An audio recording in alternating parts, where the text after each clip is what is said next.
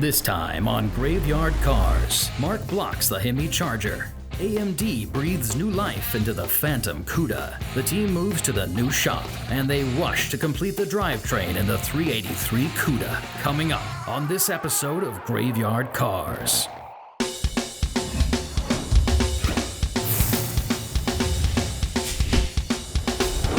This has been the most hectic, heart attack-inducing, insane season to date. We just got through moving into our brand new building, which is 4 times bigger than our old shop. This means we finally have the room to grow and do the work we need to do. Our favorite vendors have outfitted us to be fast, efficient, and dead-on balls accurate. We are geared up and ready to kick things into overdrive and start bringing American legends back to life. Transitioning from the old shop to the new shop is kind of bittersweet. The new shop is exciting, but the old shop is where Graveyard Carz was born. With the new shop, however, a new leaf has turned. Our beautiful Phantom Cuda that started the whole program is now back at Auto Metal Direct, getting all of its sheet metal replaced, destination Graveyard Carz, and back on the road. The guy who wrecked the car back on July 5th, 1980, I found out it got out of control when he came out of a corner and he went all the way around sideways, backwards into an embankment, crushed the left quarter, shot him across the street, crushed the left front corner. That bounced him back into the middle of the highway. Searching out the history of the car is most important for the fact that we can find missing pieces that came off of the car over the years. And we ran into the gentleman who had stored it for over 10 years at his place. While we were at his house, we happened to come across an original lower core support out of the car. Son of a gun, look at that. Almost 30 years. He had also stored the original 410 ring gear out of the Dana and the left rear axle. It was amazing to be able to go back to someplace 30 years later, and it's almost like stepping back in time like it was yesterday, and here's all these pieces and parts. Since my client bought it, it's been buried in the ground, it's been flooded, it's been hours on the frame rack. The car had its basic integrity. I mean, it had rust in the floors, but the rest of the panels were solid. The inner structure, the rockers, the roof inner structure. The Dutchman panel, even though it was bent up, was solid. I really ran out of time on it. That's the fact. So. With Mike's offer, they'll be able to unite this car with brand new Auto Metal Direct sheet metal. They're gonna save as much as humanly possible. That was my caveat. I'll let you do it, but what we were gonna do is save the roof inner structure, save the firewall, save the quarter inner structure, save sections of the floor where possible. Same thing for the upper cowl panel. I do not want it replaced, I want it repaired. I want people to know that Graveyard Carz brought a car back that everybody else in the world scoffed at. Everybody else in the world thought it was garbage and it was going to get total and just wash off or maybe rebodied, that we're bringing it back to life. Every car has a story. In the case of our 71 Cuda, it's either going to be the last page of the book or the beginning of a brand new chapter.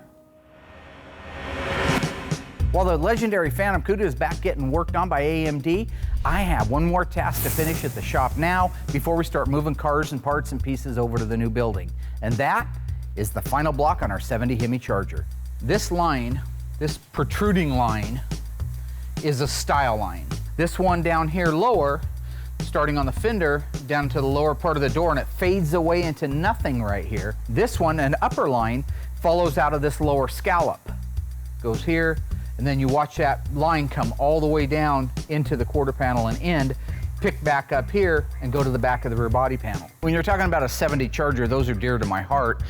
My first Mopar I ever owned was a 1970 Dodge Charger. It was really nothing to speak of. It was a 383 two-barrel L-code car.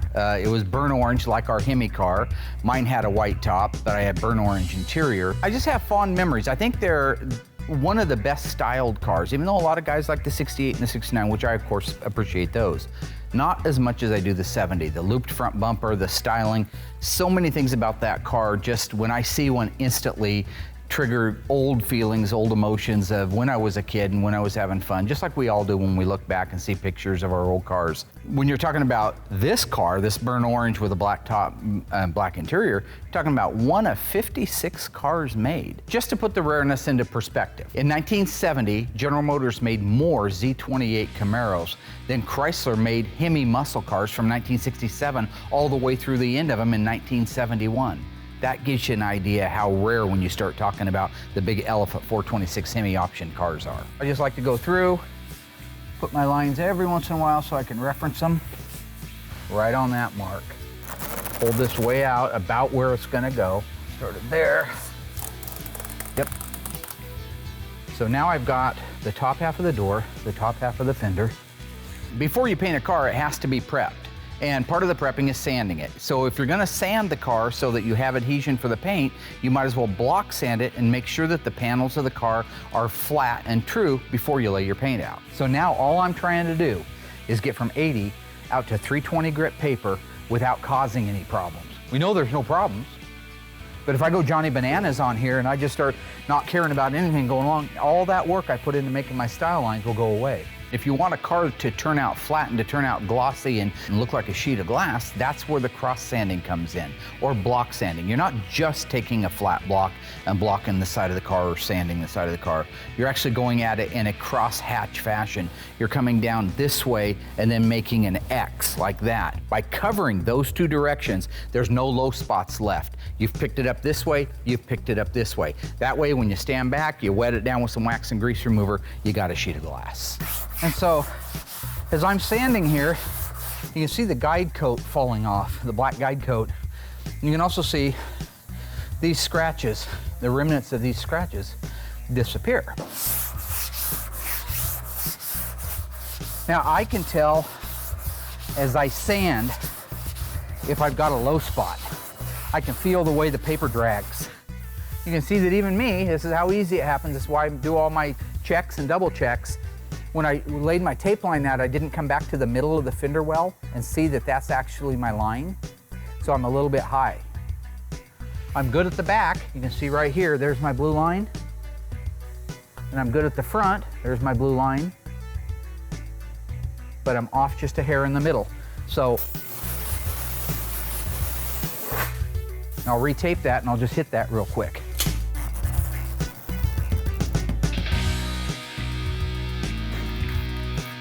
When I talk about guide coat, I'm just talking about a product that you can put on the panel that we know is going to stay down in the low spots so you can shave the top off until you meet it. Some guys like the powder, which I've used in certain cases. I prefer the spray. It's just a rattle can, it's a flat black, it dries quick, it doesn't come up the paper, and it gives you the results you're looking for.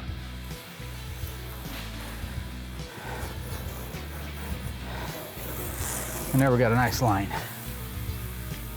For me, I'd like to get all the block sanding and all the finish work done on the car before we get over to the new shop. This 70 Hemi Charger is going to be the very first car to christen the brand new AFC paint booth. It's a side downdraft booth. We can get it up to 180 degrees. It's got beautiful airflow. So beautiful booth, beautiful new shop, really great car, just going to equal perfection for graveyard cars. You got a nice clean line right down the middle. Isn't that nice? I'm finished with the 150, so I'll knock these down, do the same masking I did a minute ago, except I'll do it with 220 next, then I'll do it with 320. One thing I am gonna have to do before I start doing the 220 is just add a little bit of primer right to this section where there's bare metal. Now that the Hemi Charger is blocked to perfection, the most exciting time is here. We get to move into the new shop. It's 22,000 square feet of custom made the way I would build a shop if I had a choice, and this is the way I did it. We got everything moved in from ceiling to floor, parts rooms upstairs, production facilities for the show. Everything and everyone is now under one roof, and we are ready to go to work. One of my top priorities is getting the engine and the transmission installed in Mark and Elena's 1973-83 Cuda. I'm worried because it does have the Magna Force front suspension, which includes the K-member, and that always causes the potential for a mistake or something not going together. So I'm looking forward to getting it in there, but I'm not looking forward to the potential problems with aftermarket parts. With the new sense of urgency, I felt that it was important that we made some key changes to the crew at Graveyard Carz, and that's why our new folks are starting today. Hey! This incredible story becomes more ghastly with each report. This incredible story becomes more ghastly with each report. Today we're getting ready to put the 383 in the little 70 Cuda. That's the 383 that belonged to Mark and Elena. That car's been with us since pretty much the beginning of Graveyard Carz. It was in season 1. We're way overdue on it. Folks have been patient, but it's time to get that car done and back together again. So I just wanted to refresh your memory as to exactly what we did on this. I did not build the engine. Mark's friend built the engine. He's a beautiful technician. After the engine was built, he brought it down. We put it on the engine run stand. He played with it for most of the day, put all the little pieces on it so that it would fire up, and got it running like that. It runs beautiful. It's got a nice little bump stick cam in it. Holley rebuilt our carburetor. That's a 780 Holley on there right now, double pump, dual feed. It's a beautiful piece of equipment. The thing that'll jump out at our OEM folks at home that know that I do nothing but OEM restorations is some of the things on this car, including the suspension, including the window tinting, including the dynamat, those different things are not factory. But sometimes people want a car because they're gonna drive it. They love the spirit of the car or aren't necessarily hooked exactly on making sure that every number matches and everything's perfect. And that was the case with Mark. The modifications to the engine, primarily, I know that they bored it, balanced it, blueprinted it, put a larger cam in it. It's got roller rockers in it. The things that you see are the MT valve covers. Those were the Mickey Thompsons. That's what we had. That's what we used to call second day add-ons, meaning you bought the car on Monday, and by Tuesday you'd taken the valve covers off, the air cleaner off, the wheels and tires off, thrown them away, which now you spend big money for, and bolt on the aftermarket accessories, because you're going to the gut tonight, right? And the guy that pops the hood and has the most chrome and the most shine and the most cool, he's the one that gets to leave with the babe. Unless you were me, I always left with the babe anyway. I could drive up there on a moped and score. But that's not the point, and I don't think I should get extra points for that. But basically, organically, he's staying to the car. He's staying true to the car. It is a real Cuda. It was an original hockey stick stripe car. It was an original FE5 Rally Red. It was black interior, console shift, rally dash. So all those things are right. These are the kind of things that you could change if you wanted to. If he wanted to take the Magnum Force suspension out of it, he could do that. If he wanted to take the valve covers off the intake and put all factory looking stuff on it, he could certainly do that. So just walking around the engine, from here down, from the heads down, you see that it's the correct Hemi orange, so that's good. Right now we've got a 4-speed bell housing bolted onto it, and that's only because it's the only way to start one on the engine run stand. We actually have the automatic transmission that also his friend built out for it, sitting over there and ready to go in. We've got the alternator for it that we need to plumb out, need to put the exhaust manifolds on it, need to take it up off of the engine run stand and put the original motor mounts on it. And that's gonna be one of the only things that I'm not sure of is I've never worked with the Magnum Force suspension before.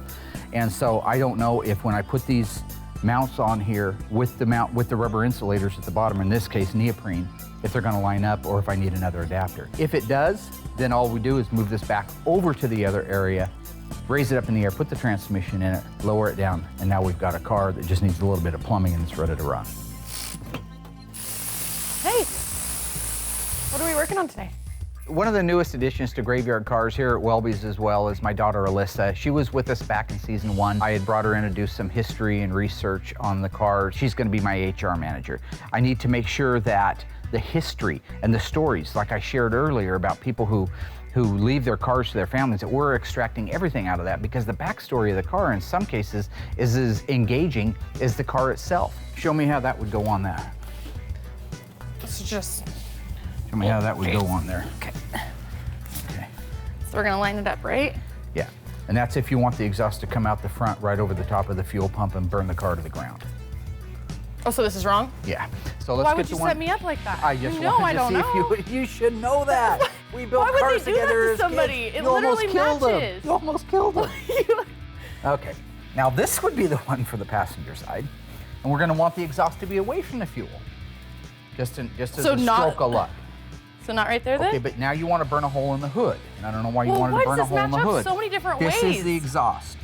Right there, you had it coming up through their beautiful red painted hood. Now there would be a boiling at first, then a flame, then screaming, pandemonium, and certainly an insurance claim. So basically the steam out of Tommy Boy? So you're very, very close to a Tommy Boy. Okay. Now, why don't you flip that upside down? Okie dokie. Now we're cooking This is with gas. upside down. Right? Well, it's upside down from the way you had it. The wrench on it after that. Well, Hey! it's at 9:30. What does it mean to anybody but What's up? Will Scott? He's back as my painter. When he came to work for me, he was fresh out of high school, just a babe in the woods, right? He came to me, I taught him how to do collision repair paint work, and he was phenomenal at it. So I taught you how to hold a gun, I taught you how to spray, I taught you how to mix, I taught you how to tint, I taught you how to do flash time. I mean, is there a part of painting that I didn't know about? Is it magic paint now? I mean, you had a small hand in it. No, I had the hand in it. Not I had the the hand. whole- You had a small hand in it. I had a huge hand in it because you wouldn't be standing there with your bizarrely egg-shaped head and your receding hairline and your itsy-bitsy little ears. Point being, could you maybe perhaps next time just get a little bit less dirt in it? Nice toes. Nice ears. Nice toes. nose. What Look are at that. those Look things? At that. Look at that. They're It's like thin. there's like five Twinkies on the end of each foot. That's with why I some wear kind of socks little then. thing. Well, you should wear something more than flip-flops. You're a God, painter. you're fat. Oh, look at you. Look at you. Yeah, big stretch mark. Oh. Well, now I'm at a point where I can't hardly go out there and paint the cars anymore. And I need somebody that I know has the basic skill level to come in and help me get these cars done. And that's what Will's doing here. Okay. Hi, kids. Hey. Chromium dams! Royal's pretty savvy when it comes to the front end and brakes. He cut his teeth over at JCPenney Auto Center like me doing that kind of stuff. So when it comes to building out the brakes, the front suspension, the rear suspension, he's great at that. He's strong on the interior of the cars too, because he actually worked in an upholstery shop. So he can get right in there. He knows what pieces and provisions have to be in place before the headliner can go in and before the carpet can go in, before the dash goes in. He's good at building heater boxes, installing the dashes. He's not much on body and paint, but he never has really done it. He can assemble under the hood as good as anybody on the planet. He's good, he's fast. Again, he knows what wrenches to take with him. He's done so many of them. Royal knows because he was here before that we actually ran this engine on the engine run stand when Mark's friend was down. Oh, uh-huh. You still remember that, right? Well, yeah. Well, why wouldn't I? Yeah, I can't imagine. With the dramatic differences between the Cuda's suspension, I want to take the guys over to the two cars and point out what the intricate differences are in those suspensions and how that matters and how that makes the difference in how the car drives. A nameplate was installed on the dash pad of every 1970 to 74 E-body. This called out the model of the car. What did the Plymouth E-body nameplate read? Cuda, Plymouth, Barracuda. Stay tuned after the break for the answer. This incredible story becomes more ghastly with each report.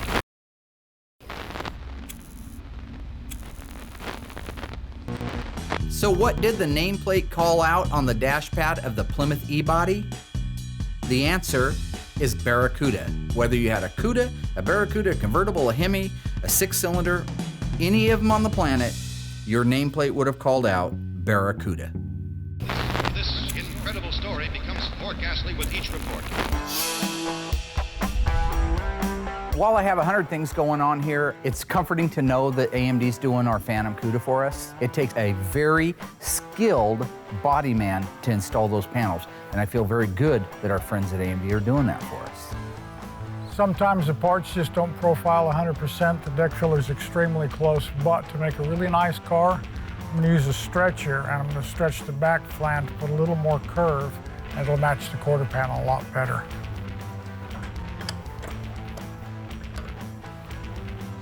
And you just kind of got to feel your way along where you're at.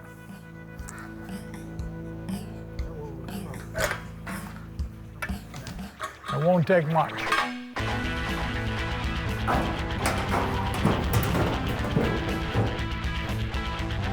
That's going to be solid money.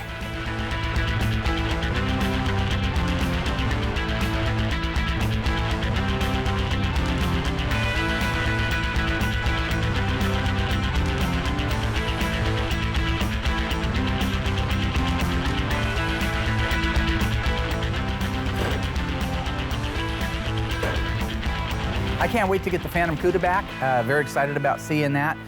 While AMD is working on it, I can start focusing on some of the cars that are around here. I want to get the engine and transmission put in the 70 Cuda. With the new team, I think it's important to take them over and show them the intricate differences between the aftermarket Magnum Force coilover suspension and the original integral steering with torsion bar suspension. The basic fundamental difference between the original integral style steering that comes on the Mopars that we're used to with torsion bar suspension and the Magnum Force is that the Magnum Force has a coilover shock, which takes a lot of the play out of the original torsion bar suspension because the torsion bar has to literally twist to hold the car up or to allow the wheel to move up into the cavity. The integral steering uses a steering box and I think about 8 to 10 different relays by the time it gets all the way out to the end of the spindles and removing things. The rack and pinion's very efficient. It has a rack that runs through it, it has a pinion gear that comes down through it, rack and pinion. You turn the wheel like that, it goes right, turn it the other way, it goes left. All it means is at the end of the day, you're going to have a better handling and a tighter steering car than you will with the old original Chrysler assembly stuff. Now that I've had a little bit of time to go over the intricate differences between the Magnum Force style coilover suspension and the original Mopar torsion bar suspension, we can get the Cuda ready to move over to the machine shop. So we need to take the hood off of it, get it moved over underneath the shop crane so we can install the 340.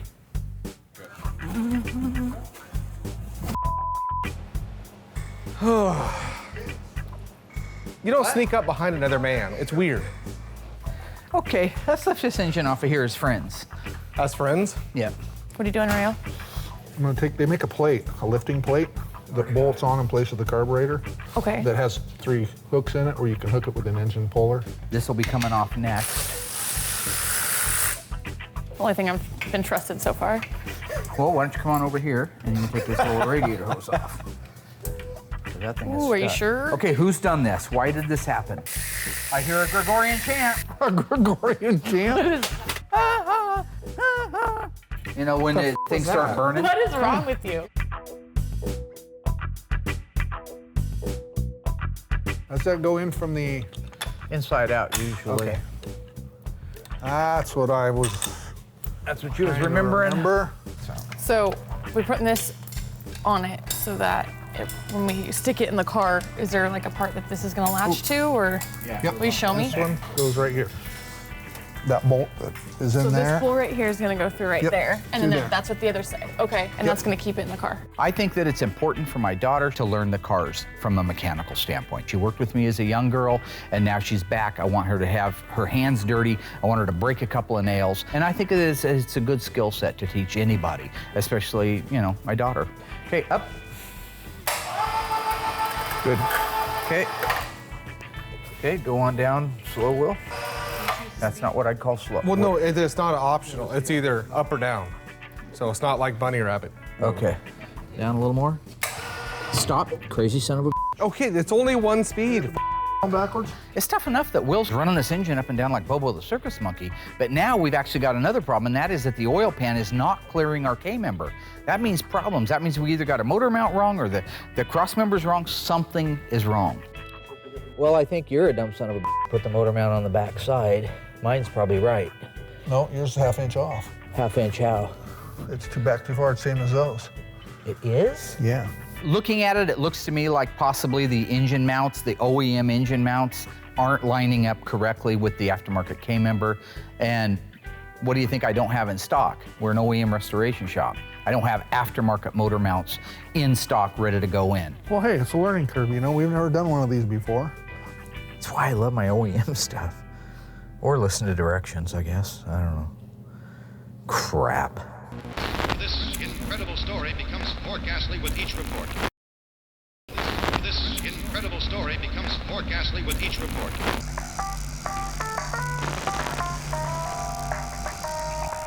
Okay, go ahead. In 1900, the Dodge brothers had their own auto parts business. They supplied the majority of parts, except for the seats and the tires, for the Ford Motor Company. See, if I hadn't slurred Ford, it'd have been beautiful. My tongue should be on by a gorilla and forced to eat by a cheetah, or perhaps a piranha. You ever had a piranha eat your tongue full of Yes.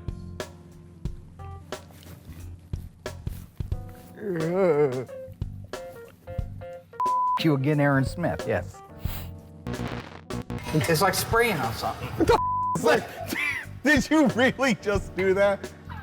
You know, we should only film like before lunch, and then in the afternoon just be done. He just sprayed on it, like marked his territory.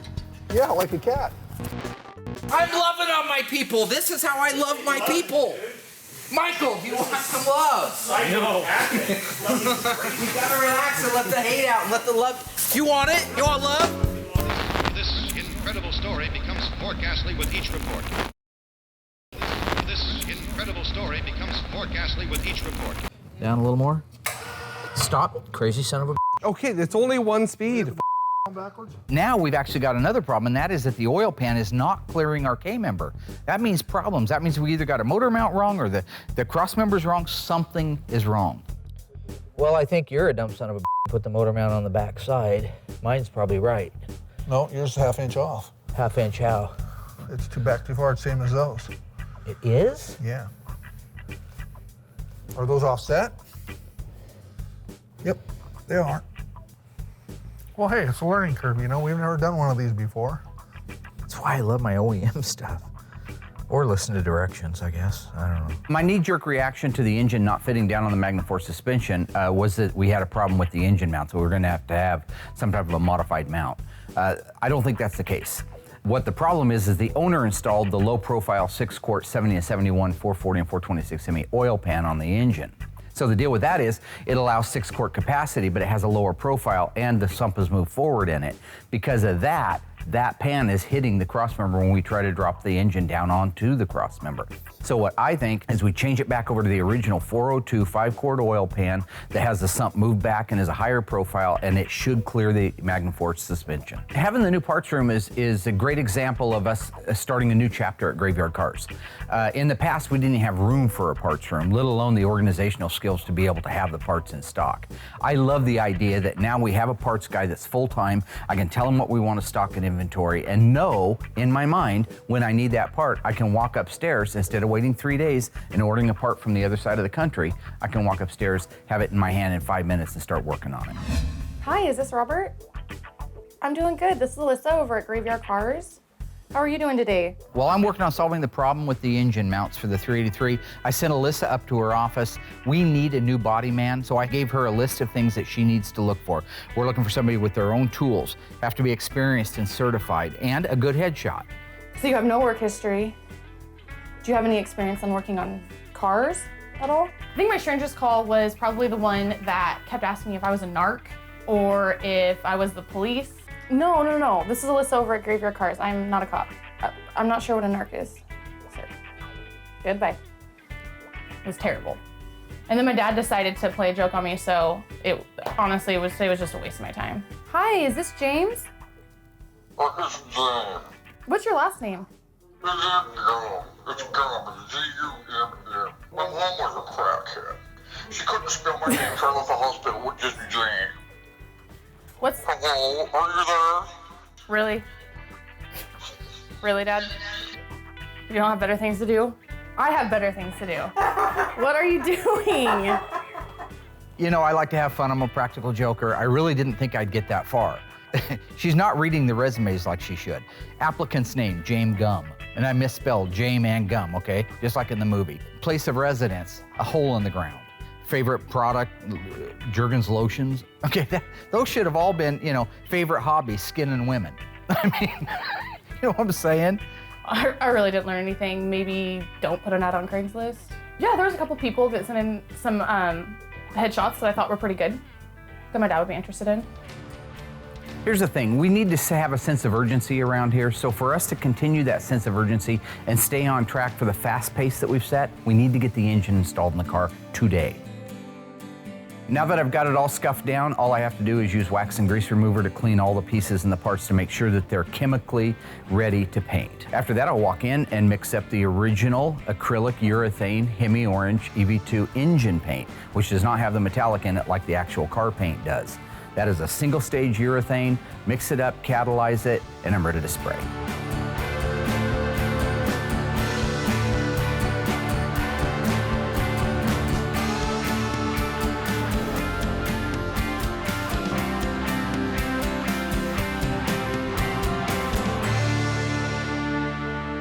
What's nice about that? What's that? Painted and baked and dry in an hour. I did paint it nice. You didn't paint anything. That's what. Why are you laughing? No, I'm not gonna let you bring that side of me out, Will. I've decided. Wait, Will. No way. Ruh-roh. Crazy started. True or false? Dodge and Plymouth continued the NASCAR program in 1971 with the Dodge Charger and Plymouth Superbird. The answer coming up after the break. This incredible story becomes more ghastly with each report.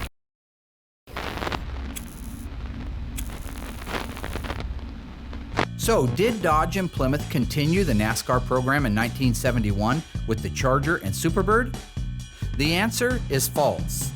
The only NASCAR street versions of Mopars was the 1969 Daytona Charger and the 1970 Plymouth Superbird. However, Dodge did make a 3/8 scale of both of those cars in 1971 in preparation to be in NASCAR, but at the last minute, NASCAR had changed the rules. This incredible story becomes more ghastly with each report. While the 402 oil pan does cure our problem, it does require a different pickup tube, so I'm going to run over to the other shop. I actually have a scheduled conference call with AMD at the same time. With any luck, I can knock that out and find the correct pickup tube for the 383. Hey, is that little Mikey Gray? How you doing, buddy? How are you today? AMC's rule, man. Oh yeah, I agree.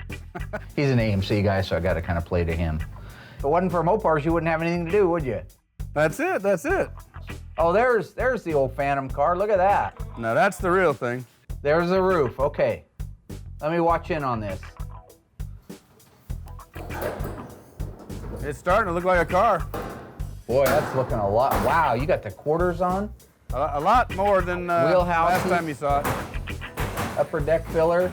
Boy, the quarter to roof line fit nice. Did you pre-fit it, or is this an initial fit?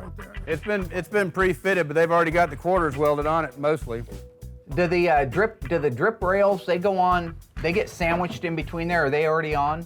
Yeah, there's a lot of parts sandwiched in there at the roof. Oh yeah, that's where a lot of them marry together. That's why you got to get that pinch weld so tight right there, because you're sandwiching 2 or 3 layers together. Hi, handsome Craig. We're slaving down here. Oh, you know, I'm busting. And you're relaxing back there. Now, what makes you say that? Hey, we're having fun. The car's looking like a car. I'm happy. Boy, the car's looking great. Wow.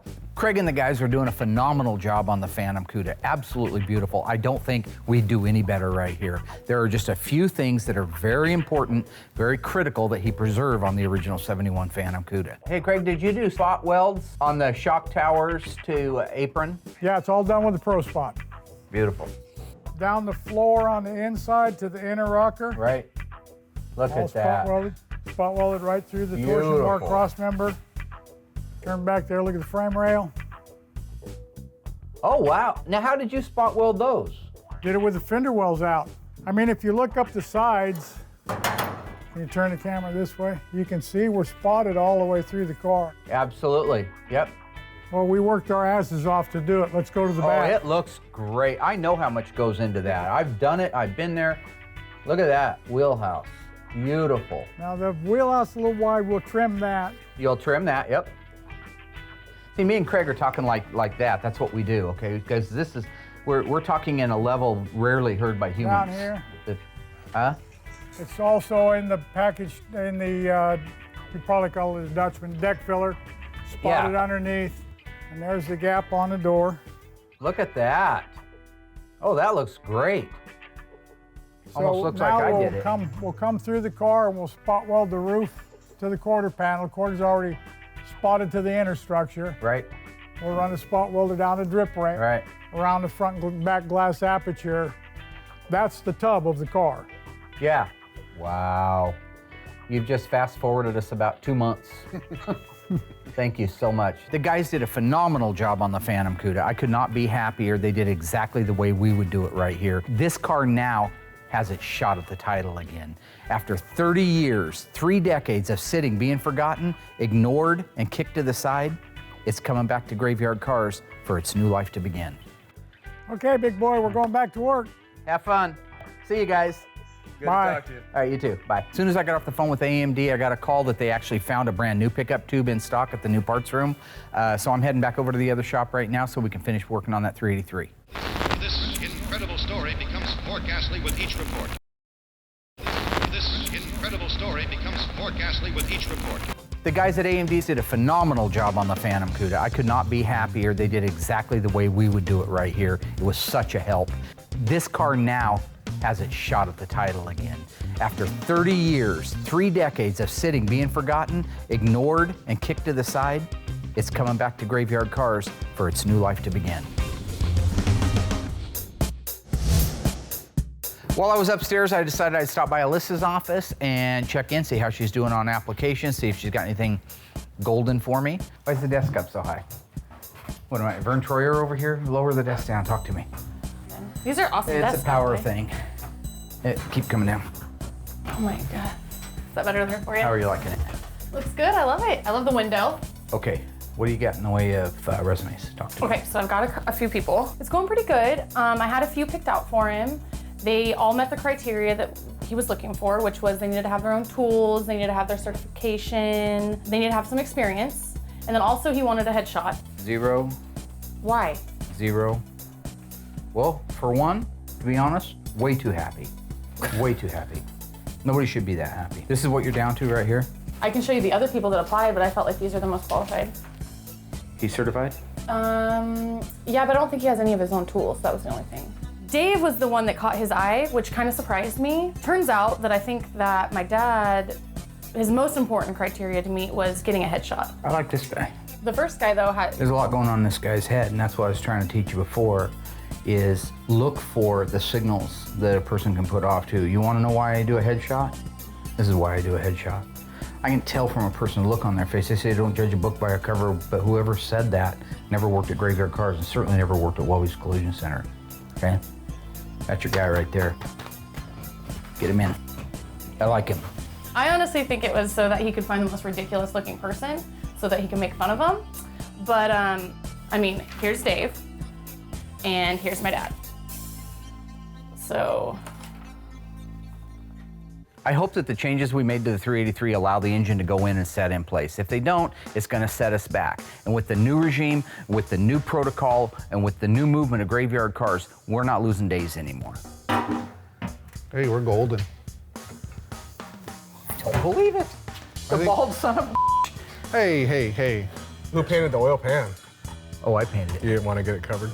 It's covered beautifully. Or do you want to look at this side? Do you want to go to the manufacturer and see how they did it? Yes, I do. I think it's funny. I think it's kind of cute, you know, kind of endearing. Will, the student questioning the master. I mean, this is what I've done my whole life. He says I'm lazy because I missed a couple of spots in the oil pan.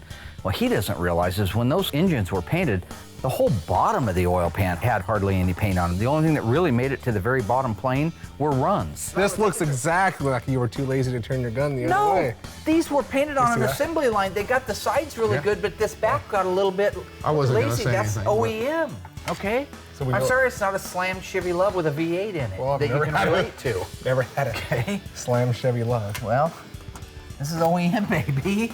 Okay, can we put the engine in? We're waiting for you, boss. Okay. All right. I'm sure got my fingers crossed that this is our problem. The thing about Mark and Elena's cars, we've had it way too long. They're wonderful people. They've been super patient. I've been patient from the standpoint of we added a lot of modifications that are outside my comfort zone. Those contribute to why we probably are behind as well. But the fact of the matter is, this engine needs to go in today. Further? Yep. Go ahead. And you can't be Bobo the Circus Monkey with that thing. I don't know what the Bobo the Circus Monkey is. Bobo the Circus Monkey. Would you like can't me to wait lower get the motor? down, but yeah, I would yes or love no? you- Yes or no? I'd like Yes to or no? lower it. Thank you. Yes. At a human speed. There, I said Okay, 2 speeds. it. Okay. Yeah, click. Up. Click it up. Click it up. Yeah, that's all it does. Click. Okay, yeah.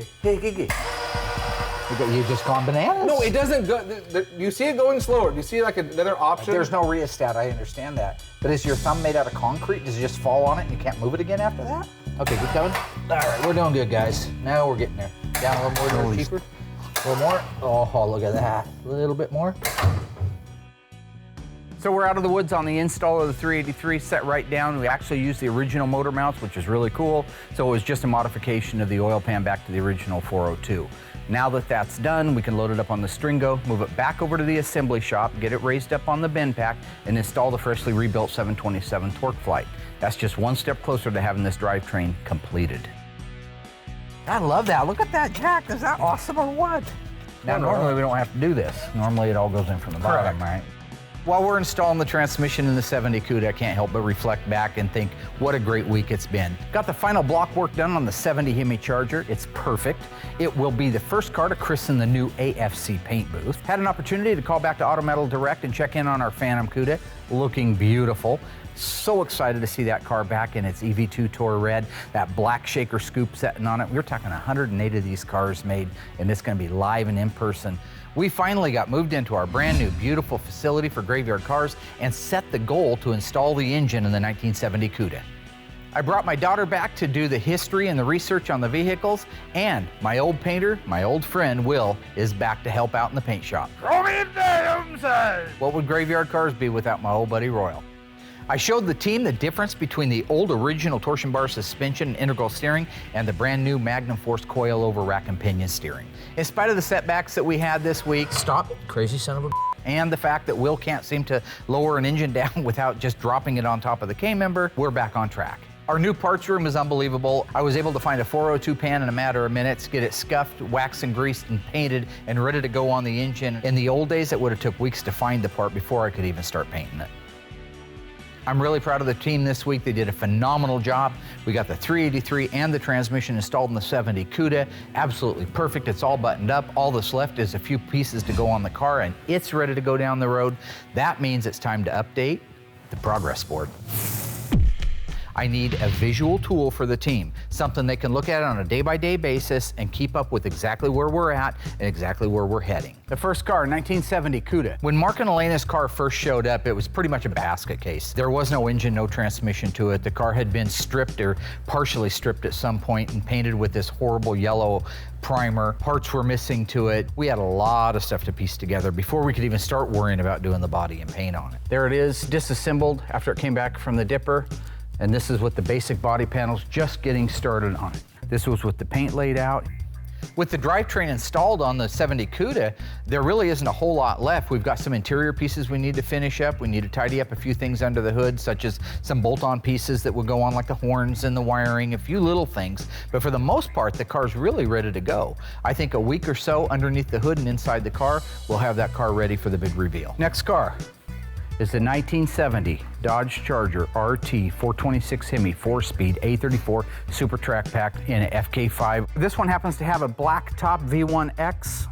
When the 1970 Hemi Charger showed up, it was pretty rusty. That was its biggest problem. It was a very complete car, well inventoried. The guy that took it apart did a phenomenal job of marking and labeling everything. Kudos to him.